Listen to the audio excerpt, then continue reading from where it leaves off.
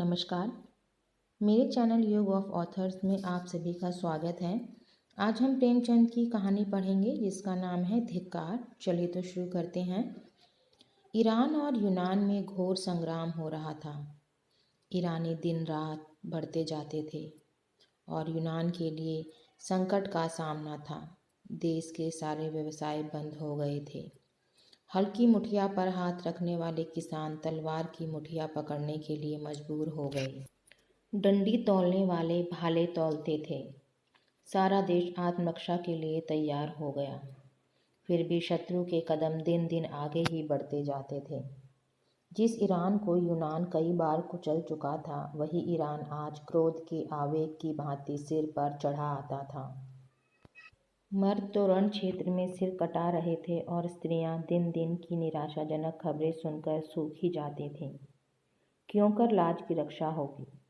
प्राण का भय न था, संपत्ति का भय न था, भय था मर्यादा का। विजेता गर्व से मतवाले होकर यूनानी ललनाओं को घूरेंगे, उनके कोमल अंगों को स्पर्श करेंगे, उनको कैद कर ले जाएंगे। उस विपत्ति की कल्पना ही से इन लोगों के रोए खड़े हो जाते थे। आखिर जब हालात बहुत नाजुक हो गए तो कितने ही स्त्री पुरुष मिलकर डेल्फी मंदिर में गए और प्रश्न किया, देवी, हमारे ऊपर देवताओं की यह वक्र दृष्टि क्यों है? हमसे ऐसा कौन सा अपराध हुआ है? क्या हमने नियमों का पालन नहीं किया, कुर्बानियां नहीं की, व्रत नहीं रखे? फिर देवताओं ने क्या हमारे सिरों से अपनी रक्षा का हाथ उठा लिया? पुजारी ने कहा, देवताओं की असीम कृपा भी देश को द्रोही के हाथों से नहीं बचा सकती। इस देश में अवश्य कोई ना कोई द्रोही है। जब तक उसका वध न किया जाएगा, देश के सिर से यह संकट न टलेगा। देवी, वह द्रोही कौन है? जिस घर से रात को गाने की ध्वनि आती हो, जिस घर से दिन को सुगंध की लपटें आती हों, जिस पुरुष की आंखों में मद की लाली झलकती हो, वही देश का द्रोही है। लोगों ने द्रोही का परिचय पाने के लिए और भी कितने ही प्रश्न किए, पर देवी ने कोई उत्तर न दिया। यूनानियों ने द्रोही की तलाश करनी शुरू की। किनके घर में से रात को गाने की आवाज़ें आती हैं? सारे शहर में संध्या होते स्यापा सा छा जाता था। अगर कहीं आवाज़ें सुनाई देती थीं तो रोने की, हंसी और गाने की आवाज़ कहीं न सुनाई देती थी। दिन को सुगंध की लपटें किस घर से आती हैं? लोग जिधर जाते थे उधर से दुर्गंध आती थी। गलियों में कूड़े के ढेर पड़े रहते थे। किसे इतनी फुर्सत थी कि घर की सफाई करता, घर में सुगंध जलाता? धोबियों का अभाव था, अधिकांश लड़ने के लिए चले गए थे। कपड़े तक न धुलते थे, इत्र फुलैल कौन मलता? किसकी आंखों में मद की लाली झलकती है? लाल आंखें दिखाई देती थीं, लेकिन यह मद की लाली न थी, यह आंसुओं की लाली थी। मदिरा की दुकानों पर खाक उड़ रही थी। इस जीवन और मृत्यु के संग्राम में विलास की किसे सूझता? लोगों ने सारा शहर छान मारा, लेकिन एक भी आंख ऐसी नजर न आई जो मद से लाल हो। कई दिन गुजर गए। शहर में पल पल पर रण क्षेत्र से भयानक खबरें आती थी और लोगों के प्राण सूखे जाते थे। आधी रात का समय था। शहर में अंधकार छाया हुआ था, मानो शमशान हो। किसी की सूरत न दिखाई देती थी। जिन नाट्यशालाओं में तिल रखने की जगह न मिलती थी, वहाँ सियार बोल रहे थे। जिन बाजारों में मनचले जवान अस्त्र शस्त्र सजाए ऐंठते फिरते थे, वहाँ उल्लू बोल रहे थे। मंदिरों में न गाना होता था न बजाना। प्रासादों में अंधकार छाया हुआ था। ये बूढ़ा यूनानी, जिसका इकलौता लड़का लड़ाई के मैदान में था, घर से निकला और ना जाने किन विचारों की तरंग में देवी के मंदिर की ओर चला। रास्ते में कहीं प्रकाश न था। कदम कदम पर ठोकरें खाता था, पर आगे बढ़ता चला जाता। उसने निश्चय कर लिया था कि या तो आज देवी से विजय का वरदान लूँगा या उनके चरणों पर अपने को भेंट कर दूंगा। सहसा वह चौंक पड़ा। देवी का मंदिर आ गया था और उसके पीछे की ओर किसी घर से मधुर संगीत की ध्वनि आ रही थी। उसको आश्चर्य हुआ, इस निर्जन स्थान में कौन इस वक्त रंगरेलियां मना रहा है? उसके पैरों में पर से लग गए। मंदिर के पिछवाड़े जा पहुंचा। उसी घर से जिसमें मंदिर की पुजारिन रहती थी, गाने की आवाज़ें आती थी। वृद्ध विस्मित होकर खिड़की के सामने खड़ा हो गया। चिराग तले अंधेरा, देवी के मंदिर के पिछवाड़े यह अंधेर। बूढ़े ने द्वार से झांका। एक सजे हुए कमरे में मोमबत्तियां झाड़ों में जल रही थी। साफ सुथरा फर्श बिछा हुआ था और एक आदमी मेज पर बैठा हुआ गा रहा था। मेज पर शराब की बोतल और प्यालियां रखी हुई थी। दो गुलाम मेज के सामने हाथ में भोजन के थाल लिए खड़े थे, जिनसे मनोहर सुगंध की लपटें आ रही थी। बूढ़े यूनानी ने चिल्लाकर कहा, यही देशद्रोही है, यही देशद्रोही है। मंदिर की दीवारों ने दोहराया, द्रोही है। बगीचे की तरफ से आवाज आई, द्रोही है। मंदिर की पुजारी ने घर में से सिर निकालकर कहा, हाँ, द्रोही है। यह देशद्रोही उसी पुजारिन का बेटा पासोनियस था। देश में रक्षा के जो उपाय सोचे जाते, शत्रुओं का दमन करने के लिए जो निश्चय किए जाते, उनकी सूचना वह ईरानियों को दे दिया करता था। सेनाओं की प्रत्येक गति की खबर ईरानियों को मिल जाती थी और उन प्रयत्नों को विफल बनाने के लिए वे पहले से तैयार हो जाते थे। यही कारण था कि यूनानियों को जान लड़ा देने पर भी विजय न होती थी। इसी कपट से कमाए हुए धन से वह भोग विलास करता था। उस समय जबकि देश में घोर संकट पड़ा हुआ था, उसने अपने स्वदेश को अपनी वासनाओं के लिए बेच दिया था।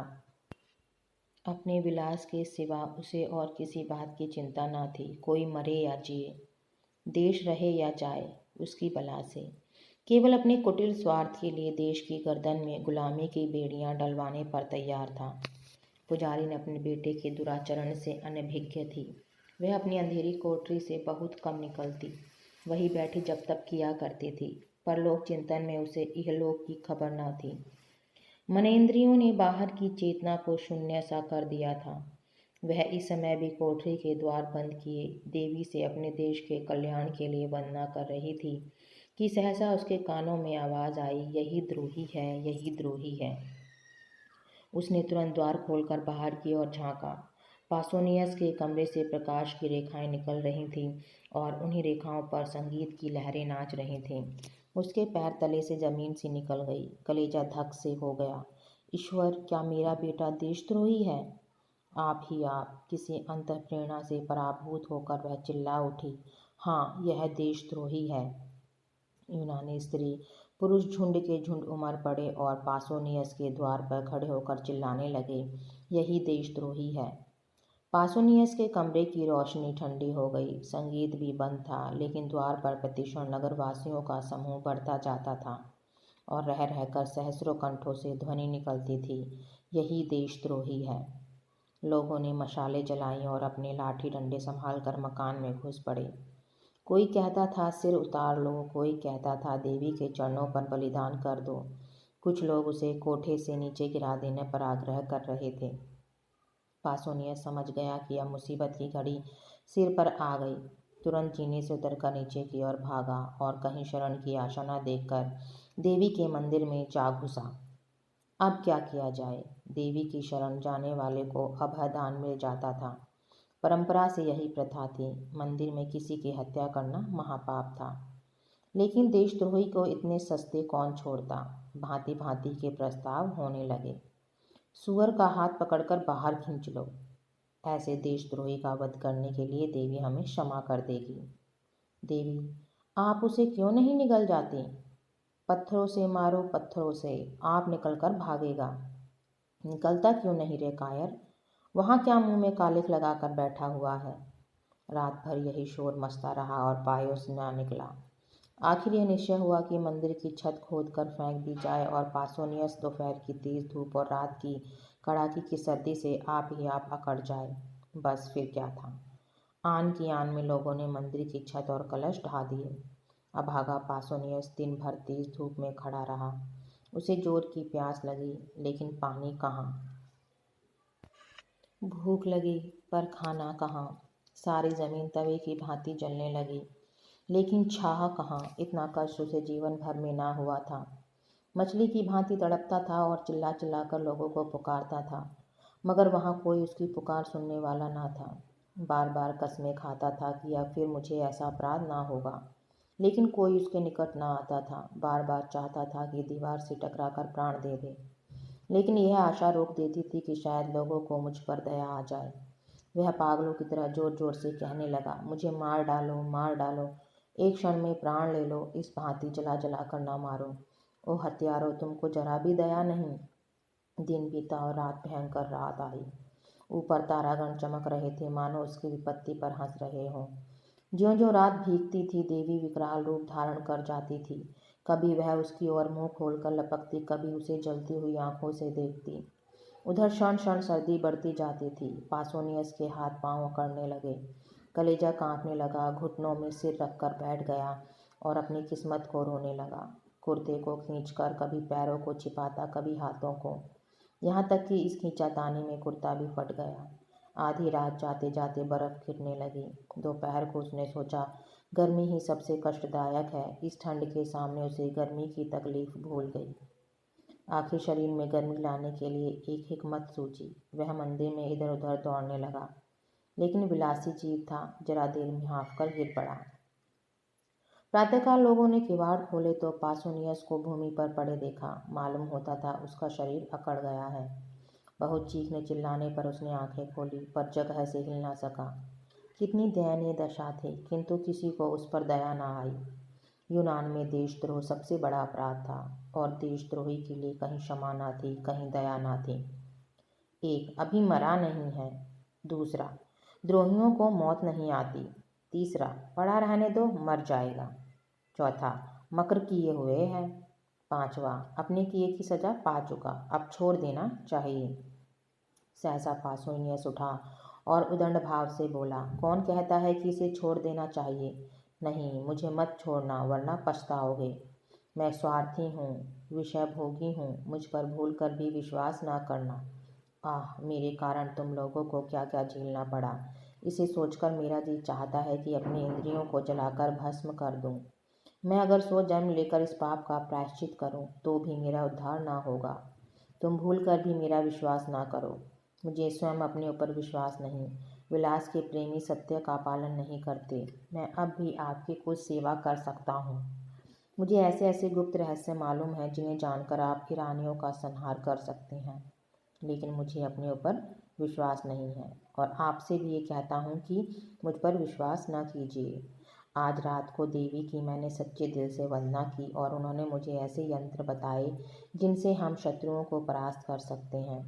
ईरानियों के बढ़ते हुए दल को आज भी आन की आन में उड़ा सकते हैं, लेकिन मुझे अपने ऊपर विश्वास नहीं है। मैं यहाँ से बाहर निकलकर इन बातों को भूल जाऊँगा। बहुत संशय है कि फिर ईरानियों की गुप्त सहायता करने लगूँ, इसलिए मुझ पर विश्वास ना कीजिए।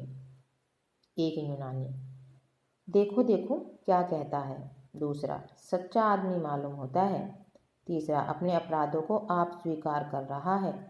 चौथा, इसे क्षमा कर देना चाहिए और यह सब बातें पूछ लेनी चाहिए। पांचवा, देखो, यह नहीं कहता कि मुझे छोड़ दो, हमको बार बार याद दिलाता है कि मुझ पर विश्वास ना करो। छठा, रात भर की कष्ट ने होश ठंडे कर दिए, अब आंखें खुली हैं। पासोनियस, क्या तुम लोग मुझे छोड़ने की बातचीत कर रहे हो? मैं फिर कहता हूँ, मैं विश्वास की योग्य नहीं हूँ। मैं द्रोही हूँ।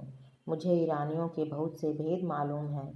एक बार उनकी सेना में पहुँच जाऊँ तो उनका मित्र बनकर सर्वनाश कर दूँ, पर मुझे अपने ऊपर विश्वास नहीं। एक यूनानी, धोखेबाज इतनी सच्ची बात नहीं कह सकता। दूसरा, पहले स्वार्थ हो गया था, पर अब आंखें खुली हैं।